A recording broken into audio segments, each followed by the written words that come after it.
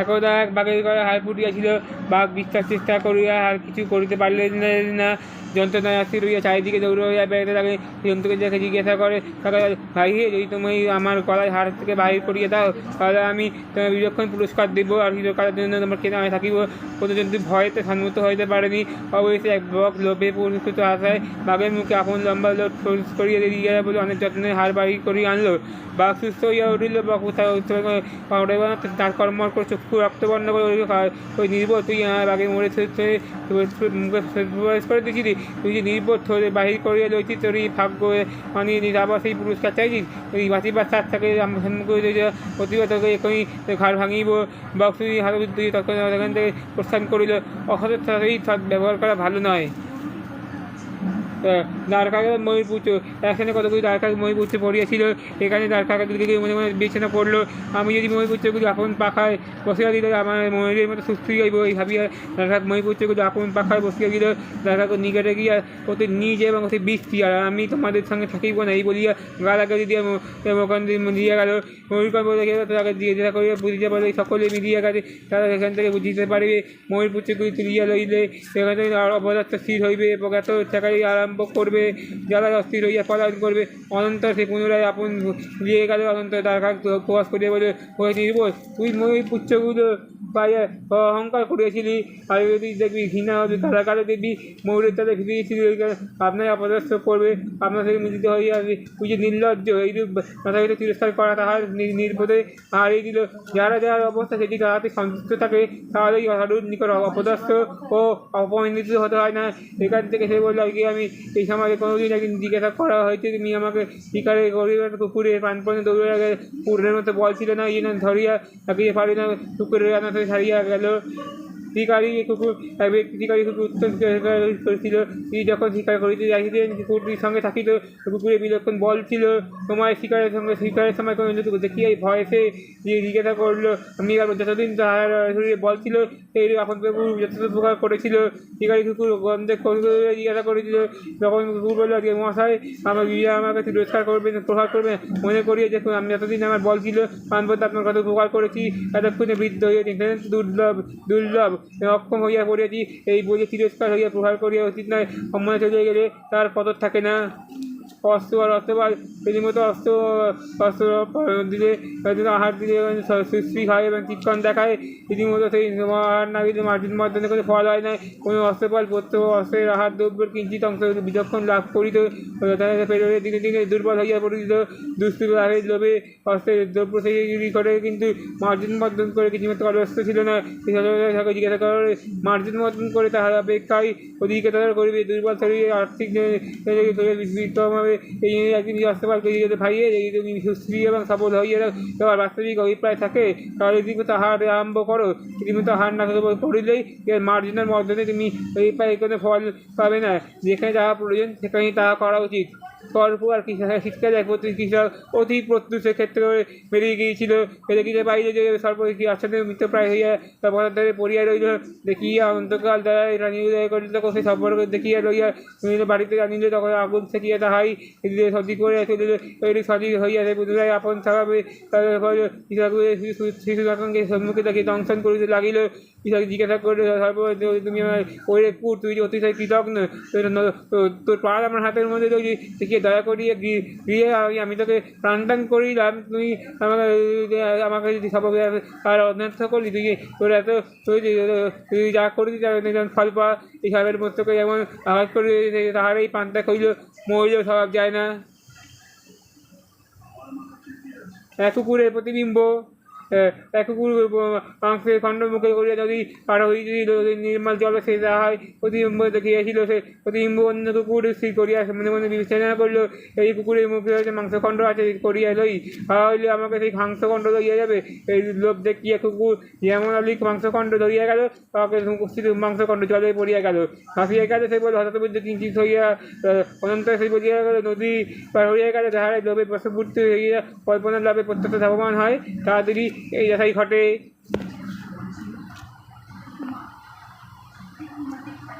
পরে গল্প হলো এর নাম হলো হাইকোর্ট। আমার চাকরি দরকার দিয়ে আমার মনে হলো এর নাম হলো হাইকোর্ট। হাইকোর্টের মুখের দিকে তাকালাম, বিরোধিতার হাত ধরে এখানে এসেছি। চাকরি তো নয়, সাহেব বাড়ির থেকে তার সামনে চাকরি করবে। এর আগে সে ছোটো করে তিনি ফেরি করেছি, তিনি বাণিজ্য লক্ষ্মী ব্যবসা জীবন স্থাপন ওখান থেকে অসম্ভব হয়ে উঠেছিল।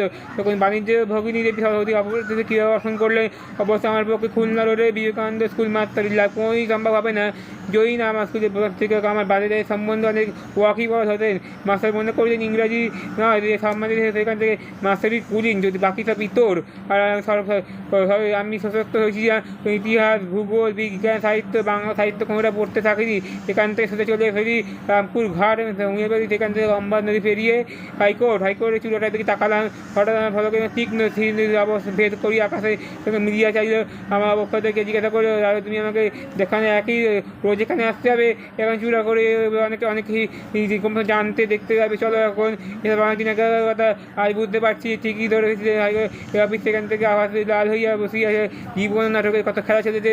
জীবনের কয়েকটা বছর সেখানে খরচ হইয়া গেছে, খাতার অঙ্ক বেরিয়ে গিয়ে যাকে যত দেখি অনেকটা মনে পড়ছে, তবুও কত বিচিত্র মুখের ছবি এখানে সাজানো আছে।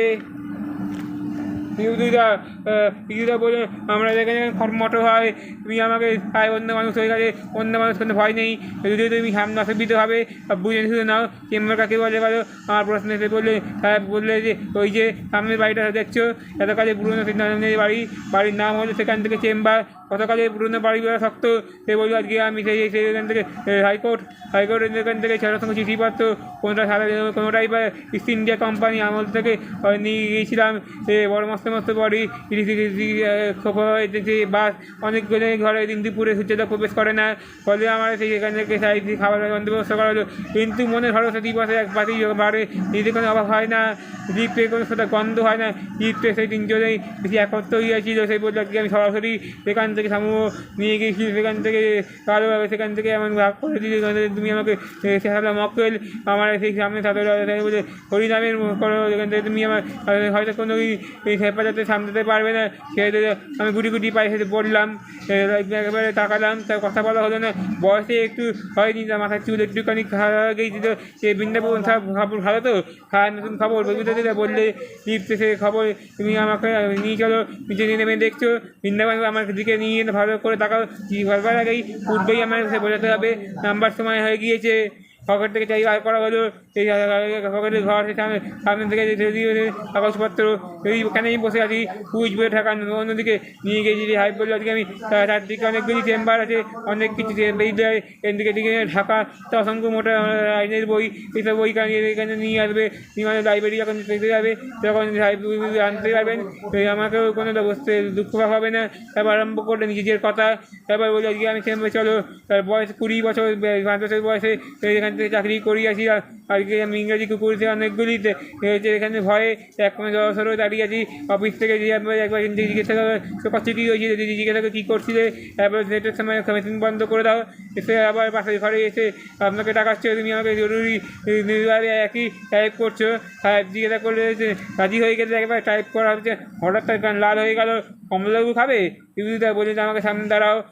কমলাবাবু অবাক হয়ে যেতে, কেমন সাহেব আমাকে এসব কমলাবাবু ভাব দেবে না? এগুলো আজকে আমি চলে যাওয়া যাবে, হাতে 5 টাকায় নোট গুঁজে দিলাম, তোমার বাড়ির শ্রমিক আগে, হ্যাঁ আগে আমি ভাঙানি নেই, না ভাঙানির কোনো দরকার নেই, পুরো 5 টাকাই দিলাম। বুঝতে বলে আজকে আমি তোমার দরকার নেই, তুমি আমাকে এবার 1 মাসের মাইনে নিয়ে যাও, সেখান থেকে তুমি ছুটি পরে এমন কিছু করো, সেখান থেকে তুমি একদিন জিজ্ঞাসা করো, আমার কাছে জিজ্ঞাসা করবে, জিজ্ঞাসা করবে আজকে আমি দিন করে কিছু করবে, ভয় নেই, তুমি আমাকে বিচার সন্ধ্যে 7-8টা পর্যন্ত ঢুকিয়ে যাবে পুরোনো অফিসে। দুদিন চেম্বার সেখান থেকে এগোবার সময় চারিদিকে ধরা পড়ে গেছে, হাতটা থেকে দৌড়েছেন, চাকরি ছাড়া হবে মাঝে মধ্যে ছেলে কোথা কারে কিছু দেখছি। সে আবার সে কি আমি সারাদি মাঝখানে একটা 16 বছর এসে কেটে গেছে, একদিন নিঃশ্বাস ফেরিয়েছি। একই ছেলে বলে কিনবে না, সে বলে ডেকে বলে সারানো কিনতে পারে, সে কি আমি নোংরা জায়গায় থাকি, সে কি আর নতুন দেখেছি বাঙালি জিজ্ঞাসা করে পেতে হচ্ছে না, দুদিন পরে তাহলে কোমরে পরে আটকানো থাকতেই আমি চাই না। সে বললো কি আমি সে শান্তিপুরি ধুতি, গায়ে পাঞ্জাবি আর সিল্কের চাদর, তোমাদের মাথায় আলাপ করবে, তারপর ঘুমটা করে মা এসে দাঁড়িয়েছেন, সেখানে সেটাকে আপনার হাতে ছেড়ে দিয়েছি। বললো কি মায়ের অসুখের সংবাদ পেয়ে নতুন বাড়ি কালী বানিয়েছি, সেখান থেকে রাস্তা বেরো হয়েছে, কত রকম এসেছি। সে বললো গিয়ে আমি যাচ্ছি 8 ঘন্টা গলির মোড়ে বেরিয়ে সারাদিন যাচ্ছি 8 ঘন্টায় মোড়ে গলির মোড় পেরিয়ে গিয়েছে। অফিস থেকে কেটে বললেন কাঁচিমাচি হয়েই অন্যদিকে মুখ ঘুরিয়ে তোমার মাথা বেরিয়ে পড়তে এখান থেকে তোমার পড়াশোনার দায়িত্ব আমার আরও অনেক দিন কেটে গেছে। ওটা ভাই বোনদের স্কুলে পাঠিয়েছিলাম, তুমি জিজ্ঞাসা করছো সব কিছু বলে তুমি আমাকে আবার জিজ্ঞাসা করো পরনে এখন ধুতি, সে বলে ধুতে পাঞ্জাবি, হাসি মুখ দিয়ে সে বললে হ্যাঁ আমি ভুলে গিয়েছিলাম সব, কিন্তু আমি তাদের ভিত্তি সম্পর্ক এমন যে সংসারে বাসে সে এক জীবনে বাঁধা 16 বছর বয়সে হঠাৎ ভয় পেয়ে গেলাম। সেগুলো আমি সংসারের দায়িত্বে একা কাউকে বৃদ্ধ হচ্ছেন, কিন্তু জীবনে অনেক অংশ পড়ে রয়েছে। জিজ্ঞাসা করে সত্যি কি তিনি আমাকে 7 মাসের জন্য তাই সেখান থেকে চাকরি করেছেন। সে দেখেছি তুমি এখন দেখতে চোখে জল, তারপর থেকে আবার জিজ্ঞাসা করলে সামনে দাঁড়াও তো আমাকে পছন্দ করি আর এরা ঠিক নেই, এমন তোমার শব্দ শোনা গেল। দিদিরা বললো আমার ইংরেজি কথা বলো, কোনো ভয় নেই, গুড মর্নিং বলে তারপর আবার আসছি, এরপর গুড মর্নিং বলতে যাবে, এবার তুমি গুড মর্নিং বলে ফোন চালু বেরিয়ে গেল। বলে আমার জীবনে প্রথমে 5 ফুট লম্বা গোলাপি দেহ, পড়াশোনার এখান থেকে সাদা মাথা টাক, সমস্ত মুখটি এখান থেকে জুড়োনো আছে। আমাকে বললে আজকে বুঝে নাও, কোনো দরকার নেই, তুমি আমাকে থেকে আমাকে জিজ্ঞাসা করো, তুমি আমাকে জিজ্ঞাসা করে আমি বলি আজকে আমি এত বড় হোটেল চাই, তো বুঝতে চাইছে জিজ্ঞাসা করে ভালো নাম করে হ্যাঁ শঙ্কর তোমার আপত্তি আছে। সে বলে আমার জীবনের আসল নামটা কোনোদিনই হারিয়ে গেছে, কোনোদিকে আমার সেই পুরনো মক্কেল আমাদের কোনো সেবা পরে গিয়েছে, আমরা নিজেদের খোঁজ নেওয়ার আগ্রহ নয়, পকেট থেকে চাই বাইর করেছিলাম সেই বড় সংসারের ধুতি, তুমি আমাকে সেখান থেকে বুঝে শুনে নাও, আমার কাছ থেকে সব কিছু বুঝে শুনে নাও, সেখান তুমি আমাকে আমার কাছ থেকে ছোটো কারো কাগজপত্র খুঁজে নিয়ে দিচ্ছে চেম্বার থেকে, সেরকম জানতে বুঝতে পারবে, কোনো ট্রেনিংয়ের দরকার নেই। লাগবে যেটা এমনি দত্তে জুয়েলার্সের আয়ত্ত করেছে, এরকম কিছু থাকবে না, কাজ এগুলো যত্ন করে টাইপ করো। তাদের বলে আজকে আমি দেখে আজকের মধ্যে বলে খুব আস্তে আস্তে সাহেব বললো টিপিটি করে পারো, এই মোহন চাঁদু বললেন না সাহেব আপনাকে নিতে ঢুকেছে, এই বললে তাকে আমার লাল হয়ে গেল, ওটা পুরনো ভুল কিছুই না, আমাকে চিঠিতে টাইপ করতে গেলে সে খবর বাহ সুন্দর হয়েছে, আমি তো অবাক। এই আশ্চর্য যোগাযোগ আমার সঙ্গে নাকি কলকাতা হাইকোর্টে ইংরাজি ব্যারিস্টার আছে, এ নাকি এক নয় অনেক কিছুই কথা বলছে, এই আদিকালের কথা সে সৃষ্টি হয়ে গেল। এখান থেকে আজকে আমি জাহাজ থেকে প্রথম থেকে কলকাতায় মাটিতে বাড়ি খাস কলকাতায় এসেছি আমি, যেখানে লোকের ভিড়, এখান থেকে বেশিরভাগ লোকের খালি গায়ে খালি পায়ে সেখান থেকে দেখছে, এসব লোকের গায়ে তুমি আমাকে সমাজের জন্যই প্রত্যেকের তো পড়িয়ে সমাজ কেটে গিয়েছিল, এখান থেকে আমি ভুলে গেছি, আমি সেখানে দূরের কথা পেটপুরে খাওয়ার ব্যবস্থা করেছিল ফুল, এবার সেখান থেকে ভালো বন্ধু আশাই করেনি, দুজনে নতুন নতুন নাম হয়েছে ফুলবালা হিনতে, এখান থেকে আমি ফুলবালা রয়েছে ইংরাজি অক্ষর কি স্থাপন করছে।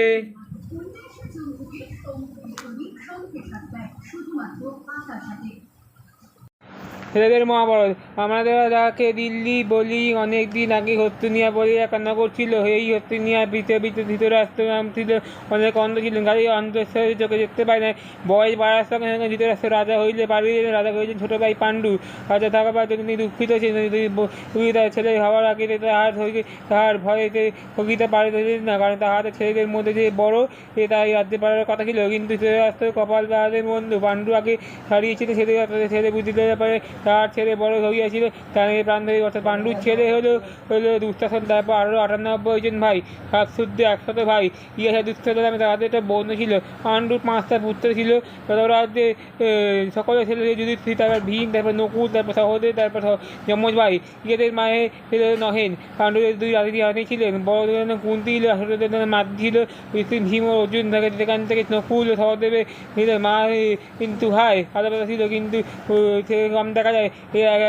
একজন পাণ্ডু সকল দিয়েছিলেন, ধর্ম দিয়েছিলেন, পবন দিয়েছিলেন, ইন্দ্র দিয়েছিলেন, নকুল সহদেব, এই জন্য বলে বলা আমি পুত্র, এবার সেখান থেকে অর্জুনের পুত্র, সেখান থেকে স্ত্রী কুমার পুত্র, এই সকল সেখান থেকে এই অভিযান করলে, কিন্তু ভাই এই পৃথিবীতে অল্প দিনের মধ্যে বাড়িয়েছিলেন, কিন্তু পাণ্ডু জায়গায় ছোট রানী মারা গেলেন, মৃত্যুর সেই মাতৃ তাহার কাছে ছিলেন, মনে দুঃখ হইতে না পেরে পাণ্ডুর পিতার আগুনে ঝাঁপ দিয়া দুঃখ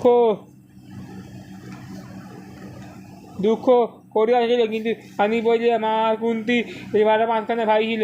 যাই হোক এই 5খানা ভাইয়ের মধ্যে একসাথে 5টা ভাই একসঙ্গে লেখাপড়া করতো, সবই লেখাপড়া করিত টাকা লাগায় এবং ভীমের জেলায় খেলা করিতে পারে। ভীম খেলা ভীম আরম্ভ করিয়া দিল, তাদের মাথায় মাথায় ঠোকাঠুকি করিতে হয়। ওই একসাথে ভাই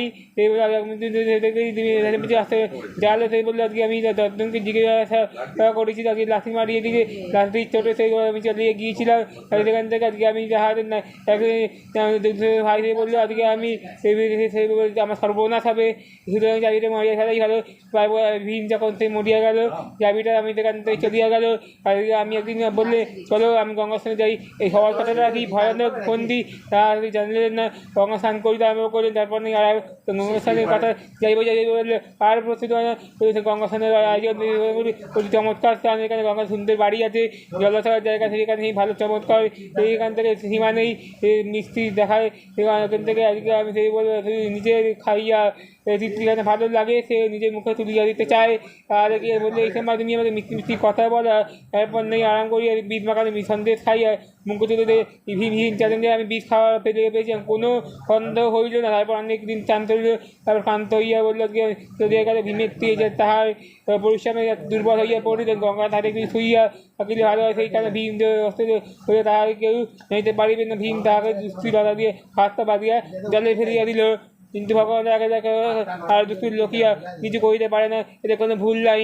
তাড়াতাড়ি মিছিল করিয়াছ এখান দিয়ে সেইখান দিয়ে পথ দিয়ে বলে এখান থেকে তুমি একবার সাপে বড় সে বলে সাপে চেষ্টা হয়, তখন সে গোলমাল হইয়া বুঝতে পারে সাপের দল সেখান থেকে আসিয়া তাহাকে ভয়ানক লাগিল। তা সহ্য করবার বলবার কথা নয়। ইয়াতে ভীমের কষ্ট হল, এখানে ভীম বিষ মাখানো ভয়ানক হয়েছিল। ভীমের চোখে জিজ্ঞাসা করেছিল, এবার আমি সেখানে খাইবে না মরিয়া গেল। তারপর ঠিক জিজ্ঞাসা করলো, আমার জিজ্ঞাসা করলো তুমি আমাকে জিজ্ঞাসা করো ধনরত্ন দাও, তার ওপর অমৃত বাসকি অমৃত খাইয়া ভাণ্ডার ছিল, এই অমৃত খাইয়াছিল। এই অমৃত দিয়া যত ইচ্ছা খাওয়া খাওয়া করতো, একদিক সাথে সব খাইয়ে ফেরিয়ে ফেললো। আর কোনো দিনে সে বাচ্চা ছিল, সে বাচ্চা খেয়ে ফেললো। এমন আর সে বাচ্চা অমৃত খাইয়া পেটটা ধরে না, যেমন খাওয়ার তেমন বিশ্রাম তো চাই। ভীমও সে বাচ্চা খাইল, 8 দিন ঘুমাইলেন। যুধিষ্ঠির স্নান করিয়া বাড়ি ফিরিবার সময় ভীমকে দেখিতে পাইলেন না, কিন্তু সেই জন্য তাহার মনে চিন্তা হইল না। ইহাদের ভীমের আগেই চলিয়া গেল। আমি এই মাকে প্রণাম করিয়া যুধিকে বলি, মা আজকে আমি ভীম আমাদের যাকে চলিলে আমরা সেই দেখিতে পাই, তুমি যে আমাকে কোথায় নিয়ে পাই এ কথা সিদ্ধান্ত বাস্তবই বলে দেখি সে কথা আমি তোমাকে দেখতে পাই নাই, ঠিক করে করো। দুঃখ হইল, আমি কাকা হন ধরো তাদের লোকটি পৃথিবীতে কমই জন্মেছিলেন, তুমি আমাকে সকলেই তাকে ছেড়ে বলিয়েছিলেন। এবং ভীম তারপর দুষ্ট ভীমকে হিংসা করিতে লাগিল। একদা এক বাঘের ঘরে হাড় ফুটিয়াছিল, বাঘ বিশ্বাস চেষ্টা করিয়া আর কিছু করিতে পারলেন না, যন্ত্রণায় অস্থির হইয়া চারিদিকে দৌড়িয়া বেড়াতে থাকে। জন্তুকে দেখে জিজ্ঞাসা করে, ভাই হে যদি তুমি আমার গলায় হাড় থেকে বাহির করিয়ে দাও তাহলে আমি তোমার বিলক্ষণ পুরস্কার দেব, আর চিরকালের জন্য তোমার কেনা আমি থাকিব। কোনো জন্তু ভয়েতে সম্মত হইতে পারেনি। অবশ্যই এক বক লোভে পুরস্কৃত আশায় বাঘের মুখে আপন লম্বা লোট খোঁজ করিয়ে দিয়ে বলে অনেক যত্নে হাড় বাহির করিয়ে আনলো। বাঘ সুস্থ হইয়া উঠিল, বক তার কর্মর করে চক্ষু রক্তবর্ণ করে ওই নির্বোধ তুই বাঘের মোড়ে মুখে প্রবেশ করে দিয়েছিলি, তুই যে নির্বোধ বাহির করিয়া লইছি তোর ভাগ্য মানিয়ে দিস, আবার সেই পুরস্কার চাইছিস। ওই বাঁচিবার সাথ থাকে প্রতিভা তোকে এখনই ঘাড় ভাঙিব। বাঘ তুই হাত দিয়ে তখন সেখান থেকে প্রস্থান করিল। অসতের সাথে ব্যবহার করা ভালো নয়।